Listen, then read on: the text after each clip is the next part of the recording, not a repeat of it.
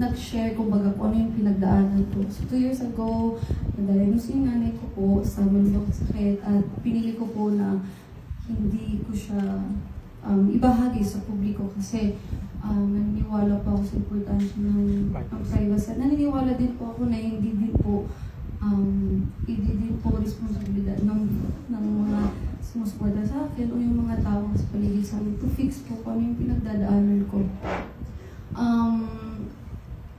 Ako din po yung taong kapag may pinagdadaanan, parang lumalaban po ako ng tahimik. Kumbaga, doon ako humugot ng lakas sa Panginoon, hindi sa Panginoon, pati yung mga binigay niya po mga tao na to comfort me po at yung mga importanteng tao sa buhay ko. So yun po, kumbaga, nagagaling po siya dun sa panahon na tahimik lang ako. At yung tahimik ako, medyo maingay po yung social media ko. So, may mga taong nagtataka kung nasaan ako, kung bakit wala akong, hindi ako tumatanggap po ng proyekto. Pero, I didn't take it against them po kasi hindi naman po nila alam. Hindi po ako masyadong nagtatrabaho po dahil mas pinili ko pong ibuhos yung oras ko dun sa nanay ko po.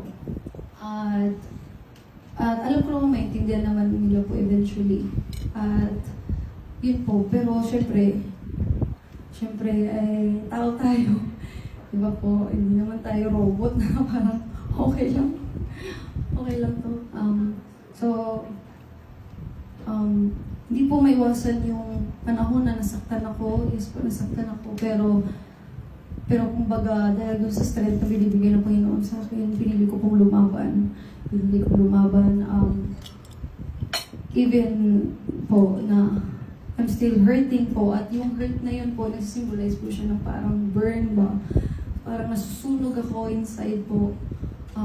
Dahil sa sobrang sakit na nararamdaman ko sa pagsubok ko sa panahon na yun at yung mga binabato po sa akin nung panahon tahimik lang ako.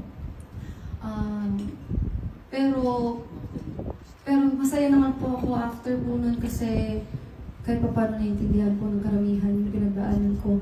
At dahil po sa pamagitan ng kantang ito, itong kantang masulog man po talaga ay gusto ko po ipabahagi doon po sa mga taong lumalaban ng tahimik na okay lang po na lumalaban tayo ng tahimik na okay lang po na lumalaban ng tahimik na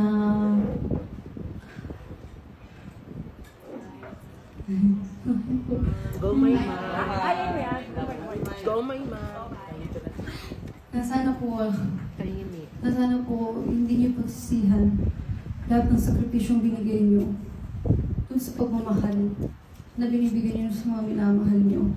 Dahil nagmamahal lang naman kayo. Nagmamahal lang naman tayo ng walang hinihinging kapalit.